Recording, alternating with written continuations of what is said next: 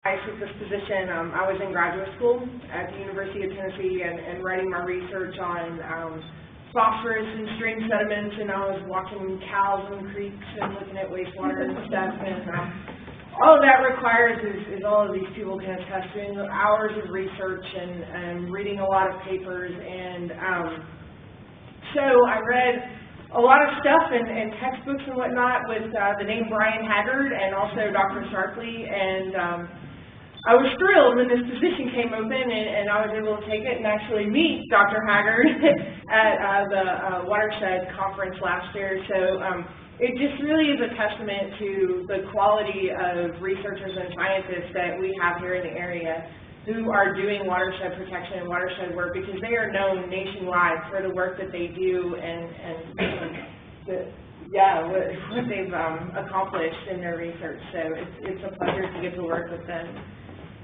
So my name is Angela, and I'm with Ozarks Water Watch, and I'm the Arkansas Project Manager for Ozarks Water Watch.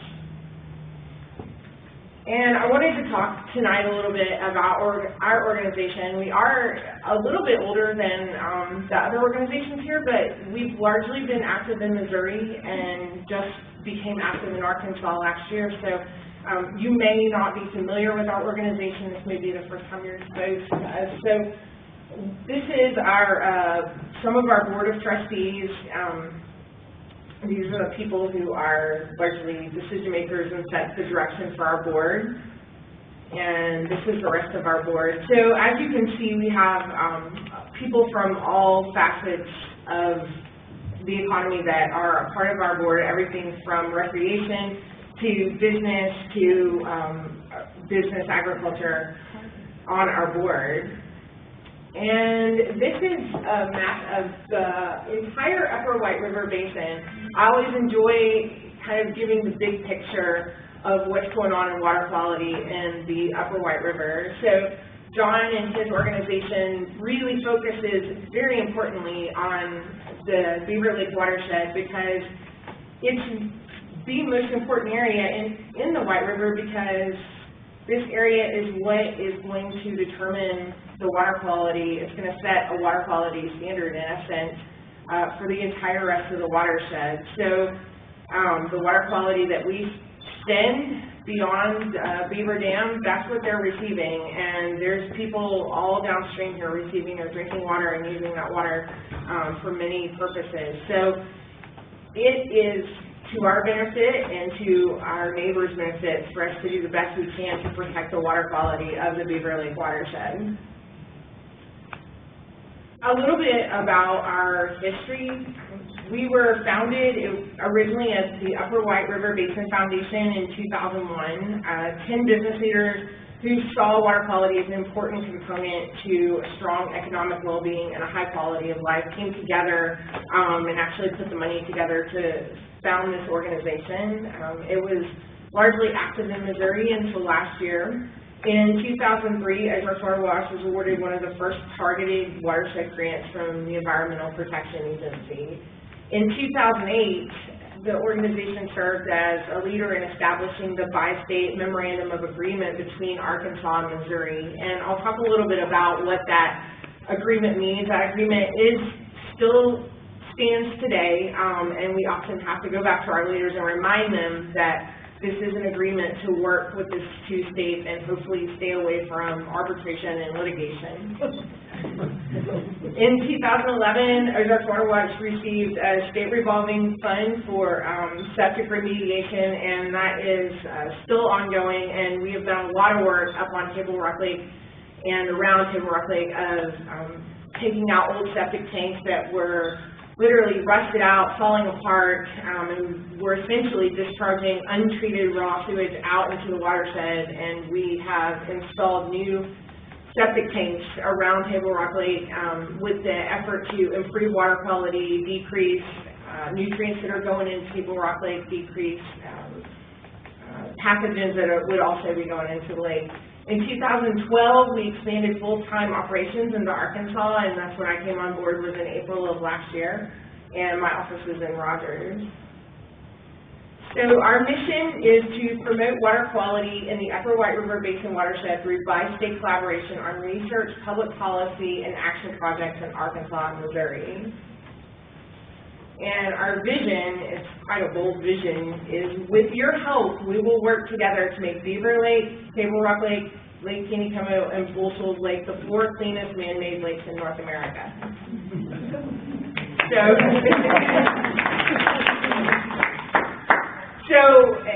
And that statement is a mouthful, and it focuses specifically on the lakes, but it's also all of the water that flows in there, because that water, if it's going into the lake and it has problems, it's impaired, then that means those lakes are impaired. So it's not just the lakes themselves, but the entire watershed.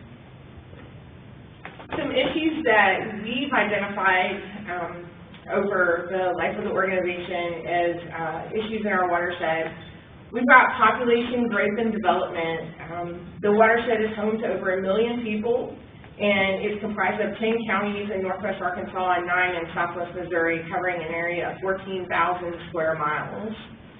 In our urban concerns, we've talked already about impervious areas, and with impervious areas, which are basically those areas that are paved over, that water cannot no longer infiltrate into the ground. We've got increased runoff, which will cause some of our flooding issues.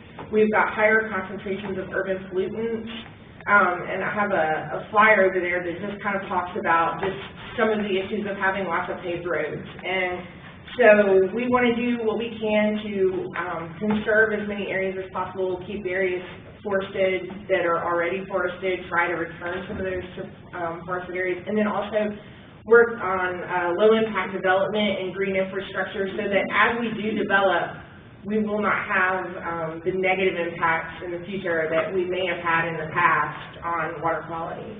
Some of our rural concerns that we've already talked about, increased nutrients from phosphorus and nitrogen, and that's from agricultural manure, it's from septic tanks, it can be from fertilizers.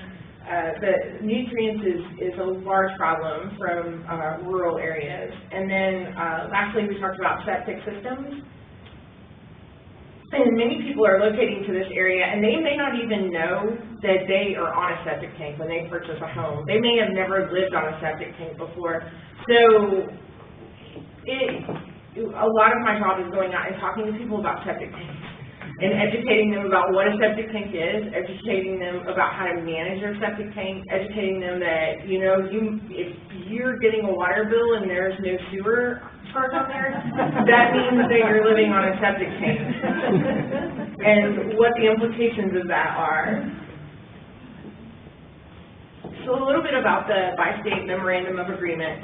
Through the efforts of Ozarks Water Watch, on November 24th, 2008, the governors of Missouri and Arkansas came together at Bass Pro Shops in Springfield to sign the Bi-State Memorandum of Agreement regarding cooperation on water quality and water quality issues and the state's shared water resources.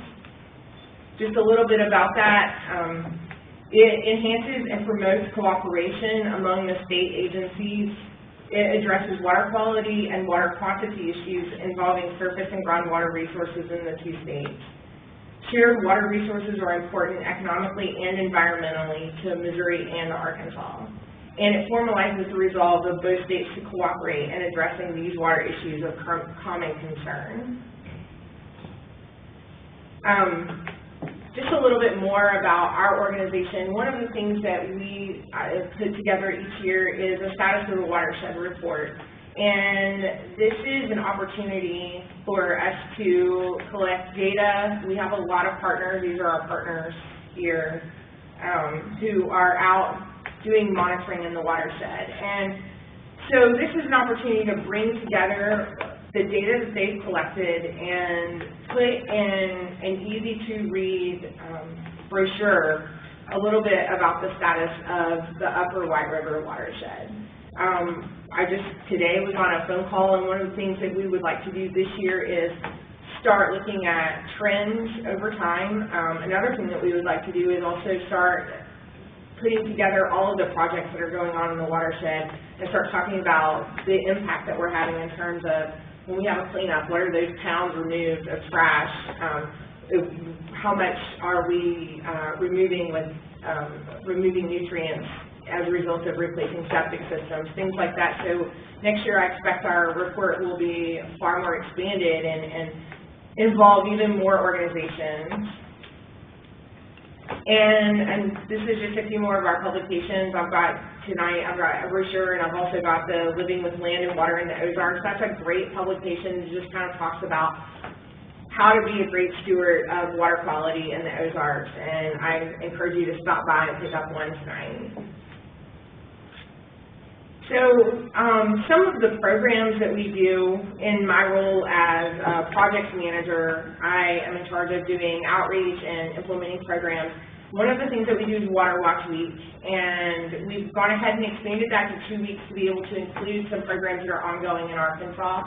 And so I encourage you to kind of be alert that we will have Water Watch Week coming up in 2014. It'll be the first 2 weeks of June, and there'll be more coming out about that, and we are going to do a celebration of water quality in 2014, and so I expect we're going to have a lot of fun opportunities and perhaps some concerts that will be going on during that time.